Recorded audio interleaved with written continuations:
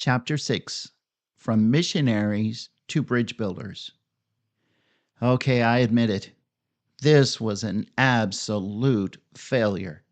How in the world could I put a positive spin on this? The team invested hours of their time and energy. They gave up their Saturdays to pass out flyers. They prepared a fabulous meal for our expected guests. I didn't want them to walk away feeling like this event was a waste of their time. As I thought and thought about it, I could find no positive spin. There was no brighter side. There was no yes, but. We failed. There was no way around it. You see, a few months before this epic disaster, my friend Bill went to the church board and shared his desire to see Gahanna's growing Hispanic community won to Christ. His idea was to present the Jesus film as a great kickoff to what we had hoped would become a thriving Hispanic ministry. Then he suggested that I be the one to take on this project. We produced flyers and ads. We had blitzes and promotions. We spent weeks and weeks developing a team, making plans, and working out details. We had given our best. We spent time in prayer, asking God to bless our efforts. And on the day of the event, a huge buffet was on display. A welcoming committee was waiting to greet our guests. The Jesus film in Spanish was projected on the big screen with comfortable chairs for their viewing. Needless to say, not one single Hispanic family walked through the doors. Not one. We couldn't even say, well, it's a start. If God had something to say, I wish He would have said it. Why did we go through all this effort just to be disappointed? As it turns out, God did have something to say. Success usually came naturally for our church. Shepherd had an excellent reputation in the community.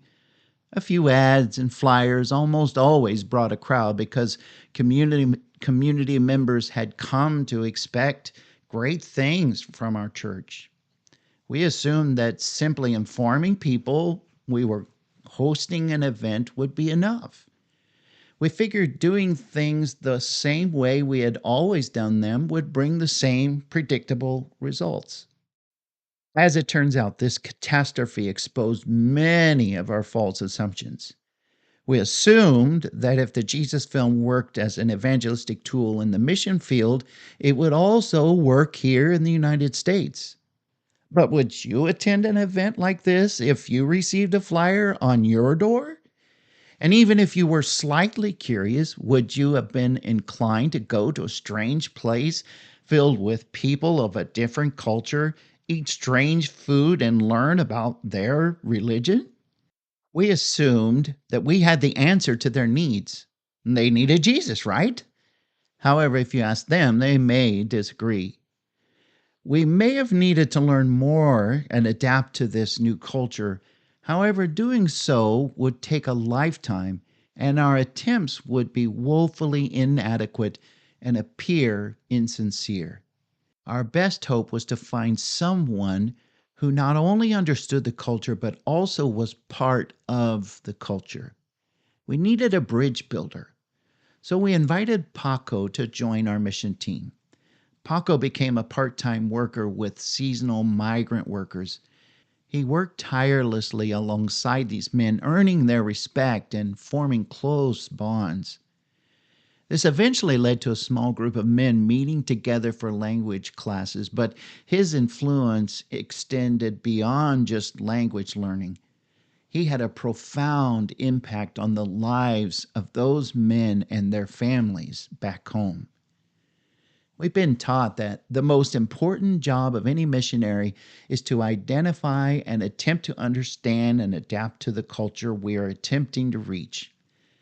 This goes beyond learning the local language or dialect. It requires a missionary to become as fluent in the linguistic and cultural reality as possible. We've been taught that the most important job of any missionary is to identify and attempt to understand and adapt to the culture we're attempting to reach. This goes beyond learning the local language or dialect. It requires a missionary to become as fluent in the linguistic and cultural reality as possible. It means he knows how to express a group's hopes, objections, fears, and beliefs so well that they feel they couldn't express it better themselves. A missionary adapts to a culture's understanding of honor and shame, poverty and prosperity, laws and rules, peace and violence, good and evil, family structure, gestures and body language, and the acceptance and understanding and interpretation of Scripture. It means he actively listens to the questions and gives an adequate answer in return.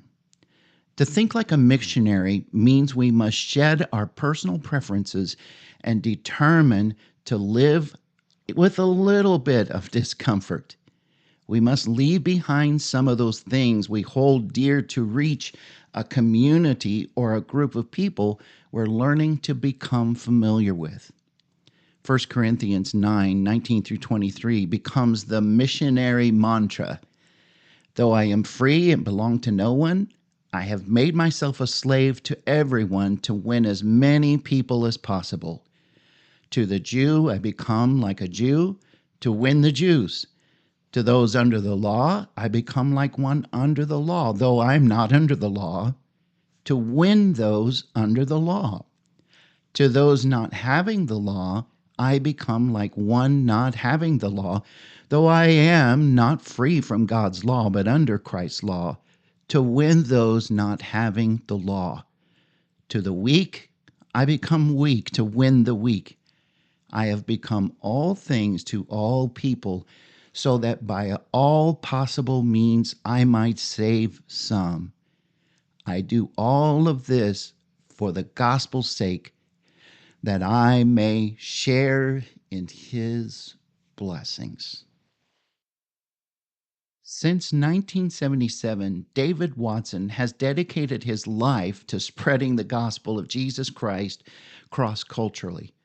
In the early days of his ministry, Watson was trained to contextualize his message to the host culture with the ultimate goal of making Jesus more acceptable to them. Watson understood this involved altering Jesus' appearance and message to make him more familiar to his audience. He would use different clothing, language, and other cultural forms to make Jesus more appealing to those around him. Over time, however, Watson began to struggle with this approach.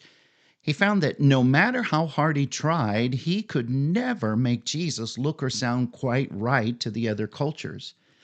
Despite his best efforts, his clothes and language were always just a bit off, and the Jesus he presented would often need to be clarified or corrected by his host. He began to question the effectiveness of contextualization, and he prayed that God would show him a better way to represent Christ to others. In 1985, Watson began working in some of the world's most unreached and inaccessible places. As a non residential worker, he needed more time and exposure to keep up with the nuances of cultural dress, languages, and behavior. He learned there are other ways to reach people, presenting Jesus in a way that wasn't based on external factors, but instead focusing on the simplicity of the gospel message through personal relationships. He understood that a cross cultural witness should center on forming redemptive relationships with just a few and making disciples who would then, in turn, make disciples and make even more disciples. Watson would build deep personal relationships with just 5 people. He would disciple and mentor them for 4 years, teaching them to do the same. With each generation of new disciples, the church grew exponentially. Watson found this approach was not only more effective, but also more sustainable in the long run.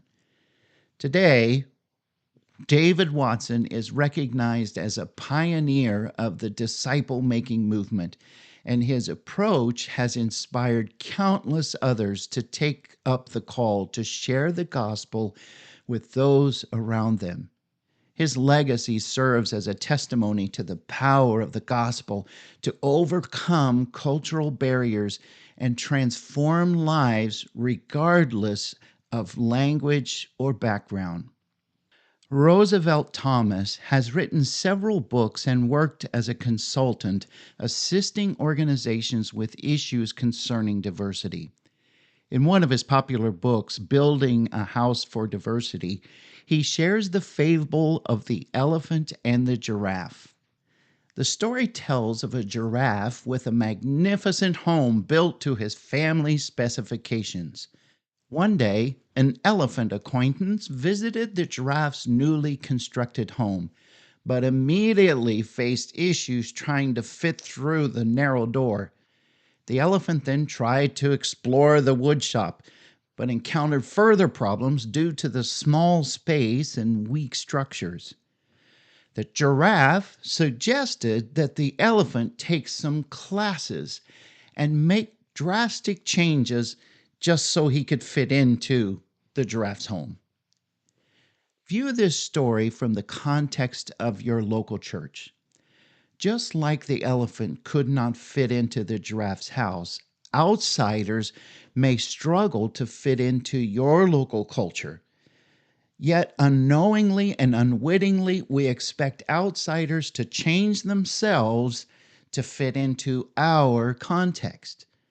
Shifting our efforts around building bridges through close, redemptive relationships opens the door for people to experience the love and redemption of Christ without the cultural roadblocks. Building bridges by nurturing redemptive relationships allows us to effectively impact an increasingly divergent society in meaningful and relevant ways. This occurs when we shift our weight from training missionaries to giving indigenous leaders the necessary tools and empowering them to share their own story of Jesus with the people in their own context.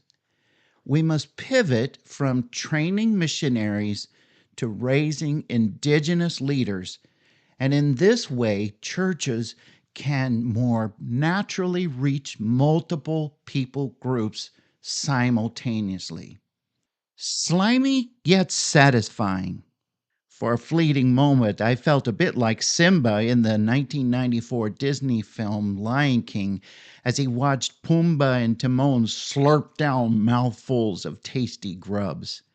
Determined not to let it get the best of me, I sampled the raw jellyfish for the first and last time. Chen and Xiang handled their chopsticks with the precision of a neurosurgeon. They savored the assortment of Chinese cuisine sitting at the dinner table that night, much like you and I would enjoy popcorn at a movie or pumpkin pie at Thanksgiving. This would be the last time we would share a meal with Chen and Xiang, a crowning moment in a beautiful relationship that had started 3 years before. They wanted to treat us to their very best. This meal was the most meaningful way to express how much we loved and cared for each other. This was no ordinary dinner. This was a sacred moment for both the hosts and the guests. It was a time to express our love, acceptance, and grace to each other. Soon, Chen and Xiang and their daughter Minmin would move to the West Coast and begin a new life and career. The next time we would hear from Chen and Xiang was on a Wednesday night. We were already in bed, but they were returning from church 3 time zones away. Chuck, Linda, we have good news and wanted you to be the first to know. We found a Japanese church here in Oregon, and for the first time, we heard the gospel in a way that we could understand. Tonight, we both put our faith in Jesus Christ, and we are Christians. I want to tell you about Rob and Halima. There was desperation in her eyes as she approached me. She was dressed in a modest Muslim attire, a jalaba gown and hijab covering over her head. Speaking to a strange man in public took a great deal of courage, but it was worth the risk for Halima. Eventually, I deciphered Halima's strained attempt at communication, and I discovered that she was looking for an English class as a second language. My wife, Linda, would become Halima's teacher, coach, and cherished friend. Linda didn't just teach English, she shared life with Halima. They went shopping, took excursions, and even prayed together. It was a big day when Rod and Halima invited us to their apartment to indulge in a huge meal, couscous. A friendship was born, and our relationship grew deeper. Later, we moved to Florida, and Rod and Halima came and spent a few days with us. It was a good thing. Through our time together, we learned much about their religion and customs and values, and likewise, Rod and Halima heard about Jesus. We never had the privilege of leading Rod and Halima to the Lord. Time and distance have since pulled us apart, but that's okay. Their story isn't finished yet.